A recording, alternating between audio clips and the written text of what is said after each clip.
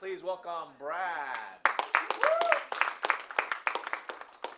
Alright, hello, my name is Bradley. I'm a junior in film, and for my exploration project, I wanted to do puppets slash prop making.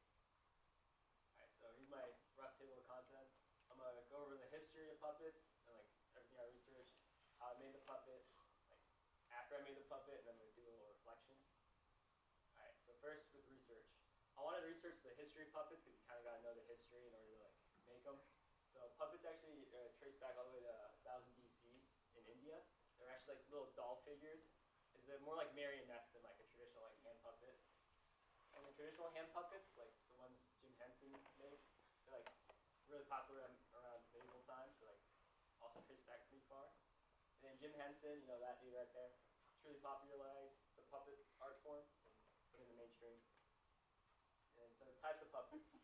So there's sock puppets, you know, a sock. And full body puppets, some examples like Big Bird, Jabba the Hutt, stuff like that. And finger puppets, marionettes, those are things with the strings. And then shadow puppets. So I wanted to make a puppet of my own. So I wanted to do a hand puppet, like a traditional like Kermit the Frog, Sesame Street type beat.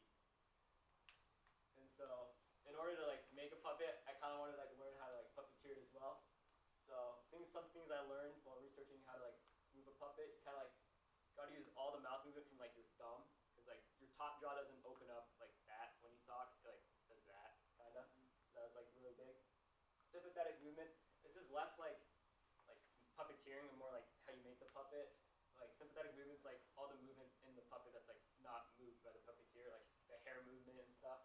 And so a neutral position to keep the puppet more like lifelike is like you want to have the puppet like this, like their hands in the center when they're like not doing anything. And some three terms like kept popping up whenever I was researching were focus, breathing, and weight, which are like really important things in puppeteering.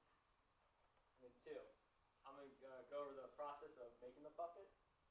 So how to make a traditional puppet. So I researched how to make like a normal puppet, like you'd see on like TV or something. So kind of got to know how to sew and create patterns on foam. Really complicated. I didn't really want to do that, so I looked up how to make one without it. Found this really cool channel called the Puppet Nerd. Yeah, that video specifically, he like just made a puppet with hot glue and like other stuff. And so I decided to do that, so learning how to sew and stuff. So here are my supplies. I got foam, green fur, spray adhesive, hot glue gun, and stem wire. And then I had more stuff, but like it's like scissors and stuff. It's not important. So before I started, I want to make a rough agenda so I can kind of just like stay on task with everything. So I want to get a rough head shape done first, because that's the entirety of the puppet basically. And I wanted to do the body, because that's also like another half of the puppet. And I wanted to add fur to both, and then do the arms, and I would be done. So I did the first three like with relative ease. And then when I got to the arms and hands, it got really bad. And I really just wanted to give up at that point. So like, yeah, I was like considering just not having arms at all or hands. I mean, you can kind of see it in my puppet, like the worst part of it. So like, but I pushed through, and I can explain why it was like so bad. So these are my first arms. I used like these like s'mores roaster thingies for it because you know I thought it was smart. They could like extend, so it's like really cool. And like right, like the handle's like this, like detached from the stick, so you could like move the handle and like the hands would move. But like, I think I made the hands way too big, so they're like really heavy for this like really flimsy like Target s'mores roasters. And so after like an hour, I've made it, like it snapped right here from the hand. So I kind of just had to like scrap that entire idea. Like I got like really sad about that. And so I just went back to the drawing board and redesigned the hand to make it a little more skinny here. This looks kind of dumb, but it worked out, I guess. And then I also had to get new supplies because the s'more roaster wasn't going to work out. So I purchased welding rods. So I was originally going to use welding rods, but they're like $30 for like a pack of like 20, and I didn't need 20 welding rods. But I like decided like that's probably the best because that's what the video said. So purchased welding rods, and then a wooden dowel. I cut it in half and then made handles out of that. And then here's my final product.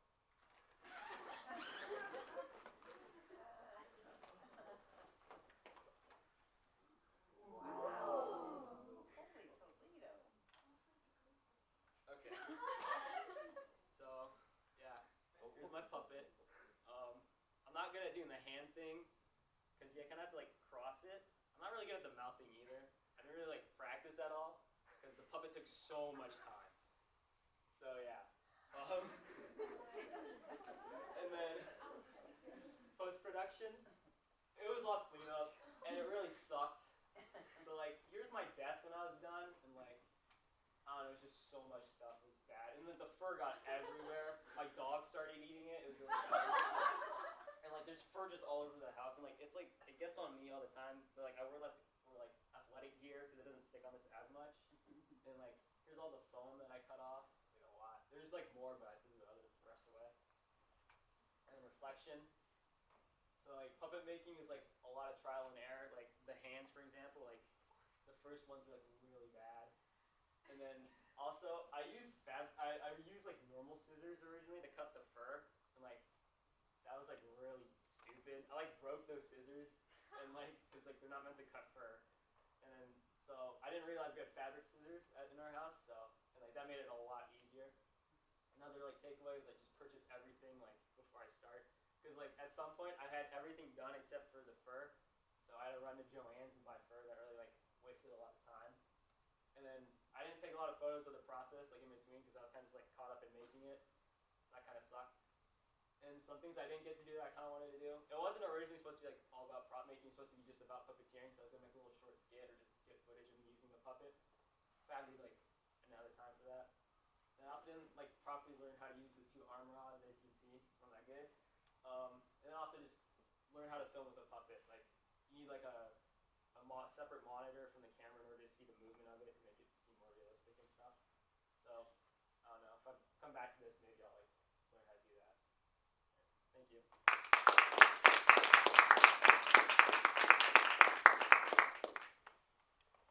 Yeah, what inspires you to do that? I'll have puppets. Yeah. So first of all, he's absolutely adorable. Thank you. Second off, does he look how you pictured him in your head, like at the very beginning of the process? I don't really know what I pictured in my head, but I don't think it was this. Like, I kind of just like went with the flow. Like, I would like with the eyes especially. Like, I didn't think they'd look like this in the beginning, because I originally wanted them like up here or something, kind of like a traditional Sesame Street character, I guess. But like, they didn't look good up there, so like I just moved them down slightly and separated them. He looks a little dumb, but that's fine. I love it. Stella. I think it would be absolutely hilarious if next you learned ventriloquism. Oh yeah. Because that's like a perfect ventriloquism type character to have on your shoulder yapping. Yeah, that was really cool. Do you want your puppet to be on Sesame Street? No, I don't think he's good enough. He's like, yeah, it's kind of rough. It's whatever. He looks really realistic already. Like, you were talking and I was trying to not laugh because every time you like turn your hand, it just broke his neck. So I really hope you get the motivation to make a video with it. Wait, I was gonna say, so you like use the hot glue gun for like the structure? How did like the foam come into play? So the hot glue gun was just to connect everything together, you know. So like so his head's foam, and then his body's foam, and then his hands are foam, and so I just hot glued the fur onto that, and then hot glued the foam together. I don't really know how to explain it. Yeah. What kind of foam did you use? It was just like mattress foam, like Oh, okay. it's like what is it called? It's like foam to go or something. I don't know. It was on Amazon. It was like Okay. $20. So I just bought that. So it's the kind that you put on top of beds? Yeah. Okay. It's kind of comfy. Yeah. I just want to say your puppet's absolutely amazing, and your slides were very entertaining. Thank you. Can you show us the inside of the puppet? It's kind of hard to see. It's just like it looks kind of weird. It's just a hole, and it's just foam inside. You can see. I didn't like. It's not really fancy or anything. I have a few points and questions. For starters, you have to use this for something next year. Yeah. And I have monitors that you can use. Okay. So that's totally, we have that. There'll be some opportunities at the start of the film year where we make a few little shorts and things like that. I think it would be super cool if you brought them in and if you used them for something, because I would love to see how this translates onto film. I think that would be so fun. My question is, if someone was to commission you to make like a custom puppet, like would you charge? Like, how much, like, what would it take for you to do another one of these? And I know you spent a lot of time on it, there's the cost of materials. Like, what would you quote? Like, if somebody said, hey, can you make me a puppet?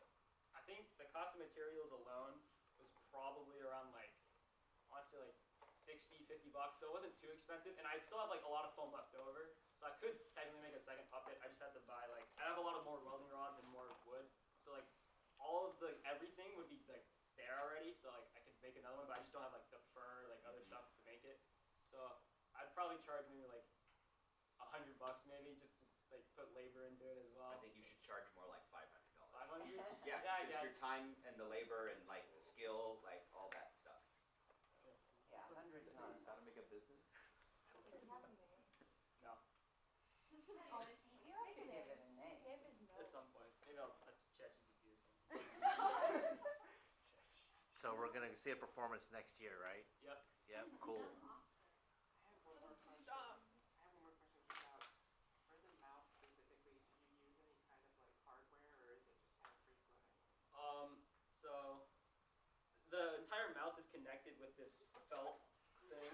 So with this felt here, and then so this is just cardboard. Like the mouth plates is just cardboard. I didn't really mention that, but it's just cardboard glued to the foam. So this is a separate. His bottom jaw is a separate foam piece, and his skull is a separate foam piece, and they're just connected by this piece of felt and these two cardboard pieces. So yeah.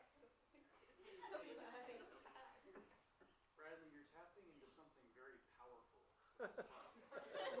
I want you just to appreciate that. And your connection to the Muppets it's funny, but it's also very deep. Because think about, for anyone who's seen that show and encountered those characters, which is most of us, right? But especially as older folks, that lives in our psyche in powerful ways.